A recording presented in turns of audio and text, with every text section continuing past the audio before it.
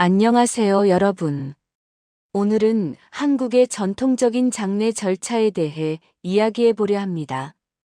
현대 사회에서는 대부분 3일장을 기본으로 하며 화장이 주를 이루지만 여전히 전통적인 요소가 많이 남아 있어요.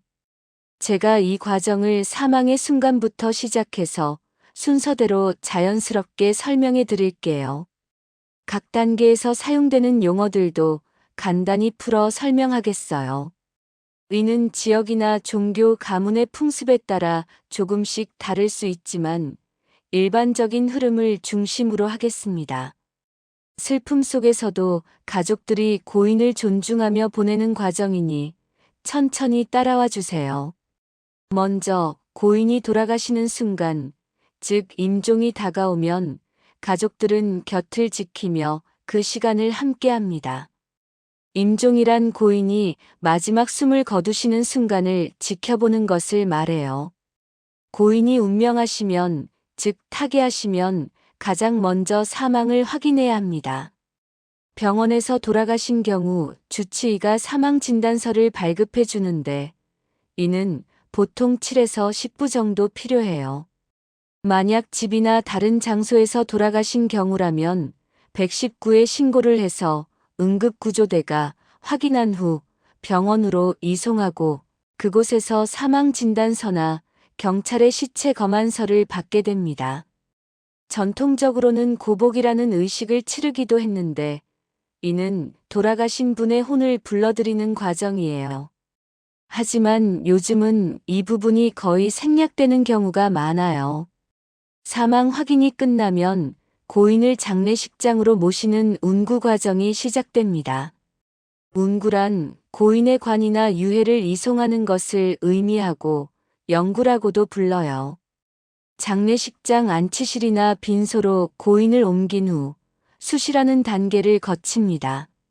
수시란 고인의 몸을 깨끗이 닦고 안치하는 첫 번째 준비 과정으로 보통 전문 장례 지도사가 담당해요. 그 다음으로 빈소를 차립니다.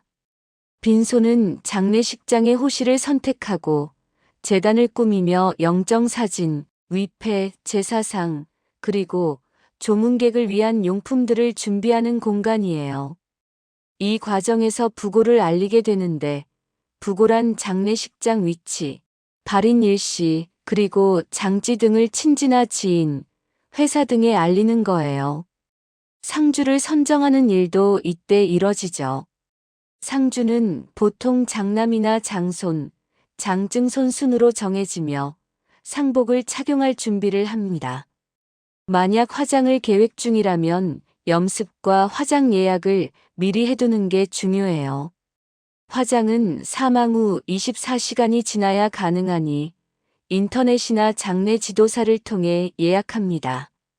다음 날, 즉 2일차로 넘어가면 염습과 입관이 주요 과정입니다.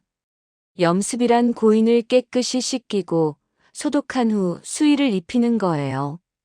수의는 고인이 입는 마지막 옷으로 전통적으로는 흰색이나 밝은 색의 옷을 사용하죠.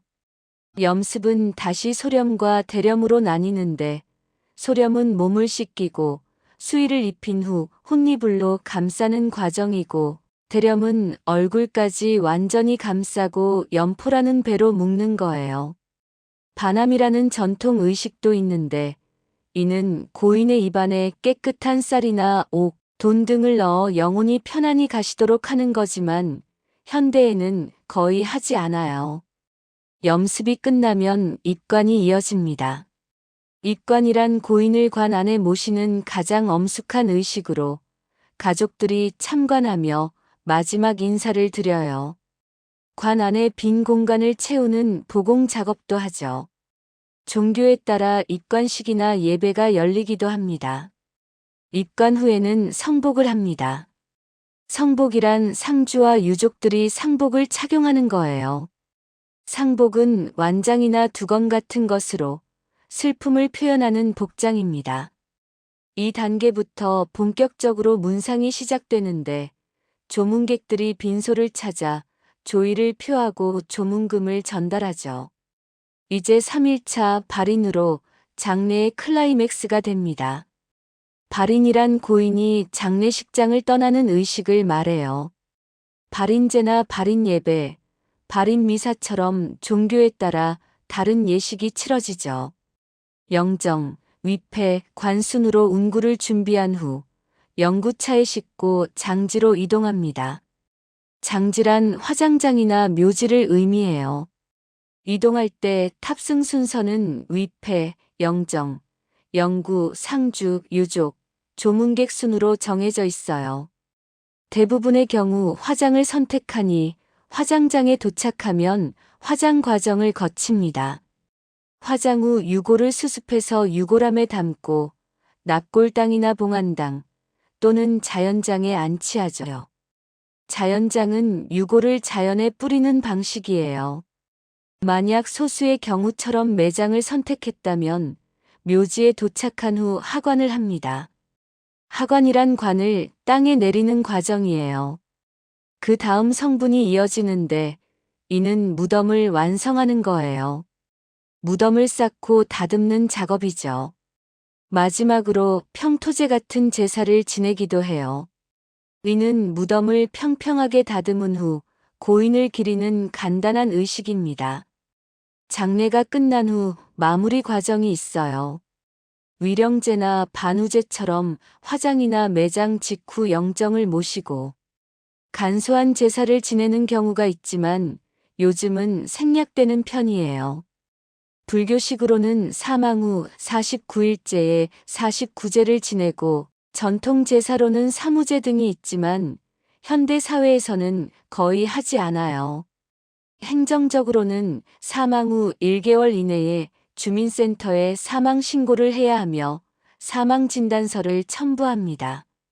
마지막으로 탈상이란 상복을 벗고 상기간을 종료하는 거예요. 보통 100일이나 1년 후에 하죠. 이처럼 한국의 장례 절차는 고인을 존중하고 유족의 슬픔을 위로하는 과정으로 이어집니다. 요즘은 상조회사나 장례 지도사가 대부분의 일을 도와주니 가족들은 고인의 명복을 빌며 마음을 추스릴 수 있어요. 종교나 가족 상황에 따라 세부 사항이 달라질 수 있으니 미리 상의하는 게 좋습니다.